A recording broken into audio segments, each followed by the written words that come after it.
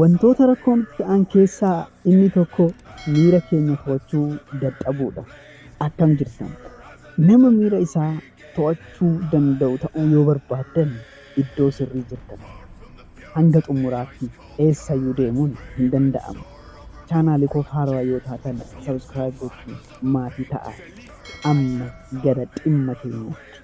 Miiraa ol ta'uu yoo barbaadde tokkoffaa of dhiphisu. Ganamaan ka'uun of dhiphisu. Hanga sirraa eeggamu ol hojjechuun of dhiphisu. Fiilmicha cuftee dubbisuun of dhiphisuudha. Sitti hadhaa'aa wantoonni gootuu si dhiphisanis jireenya kee ni jijjiiru. Toonii Roobiinsan akkas jedha. Yeroo hundumaa ganama ka'ee siree koo ho'aa keessaa bahee shaaworii qorraa keessa seenee bishaan narratti bu'aatan taa'aa. Yeroo sana anniisan wayii na weerara. Jabeenyi natti dhagahamaa jedha. Jiruu keetiif yoo si fayyade komfortii si qabsiisus ka'iitoo godhi. Miiraa ol ta'uu yoo barbaadde of dhiphisuu bari. Lammaffaa xumuruu yoo barbaadde jalqabi.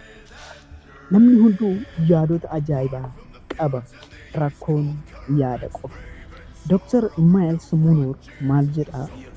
Kuusaan taalantii inni guddaan kan jiru iddoo awwaalatii nuun jedha. Sababni isaa tokko muuziqaa ajaa'ibaa isaa san osoo hin sirbin du'eera. Tokko kitaaba isaa osoo hin barreessin hanga bara baraatti rafeera. Tokko yaada biizinasii ajaa'ibaa isaa osoo hojii irra hin oolchin darbeera nuun jedha. Taalantiin qisaasa'e, dandeettiin ogummaan kan walitti qabame awwaala keessatti nuun jedha. Ati carraa qabda, harganaatu jirta, lubbuudhaan jirta. Yoomi kan yaadde gara lafaatti kan buusu. Barreessaa ta'uu yoo barbaadde yoo xiqqaate guyyaan fuula tokko barreessuu kan jalqabde yoomi. Biizinasicha xiqqumaanis ta'u kan jalqabdu yoomi. Qooyi guyyaa gaariin gaa dhufuu yoo jette fedhiin keetuu ni hir'a. Daandii hundi banaa ta'u malee ibsaan karaarraa keelloo ta'u malee manaa hin ba'u hin jettu. Yoomi kan jalqabu? Innaa jalqabdu xiqqeessi jalqabu. Steven King barreessaa beekamaa fi kabajamaadha akka addunyaatti. Dhaabbilee isaa kooppii miliyoonotatti lakkaawwamanitti gurgureera. Yeroo tokko asoosama baay'ee dheeraa ta'e eebbisiisee ta'u gaazexeessaan tokko akkas jedhee gaafii isa gaafate. Akkam gooteeti fuula kana hunda barreessitee kan xumurte jedheen gaafate. Innis al tokkotti jecha tokko barreessuudhaan jedhe. Yaadichi salphaa fakkaata. Garuu xumuruu yoo barbaadde xiqquma ammuma jalqabe. Addunyaa tan irratti hanga jirtutti kan gootu waan gochuu dandeessu qofa. Yoo hin taane hin ciccitu. Rakkoon gochuu kan dandeessu yoo gochuu baatte. Xumuruu yoo barbaadde jalqabi. Qabxiin sadaffaa miira keenya ol akka taanu taasisu dhibaa ta'uuf hin uumamne jechuun of amansiisudha.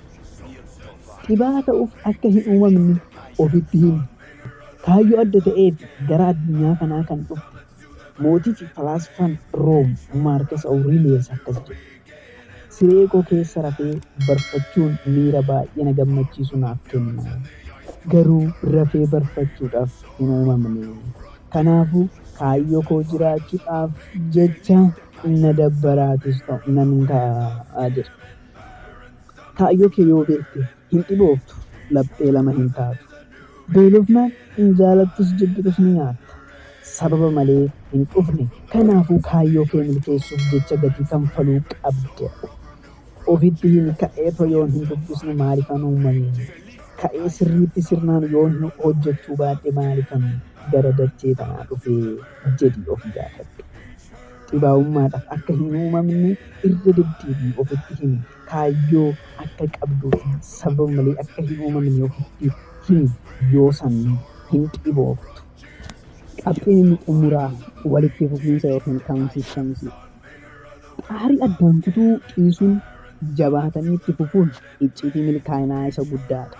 Hojicha gaafa jalqabdu fedhiin ati qabdu kaka'umsi ati qabdu hanga ammaatti osoo si waliin itti fufee jiraatee si'iin kan qixxaatu namni barbaachisaan akka kee kaampaanichi hin argatu ture.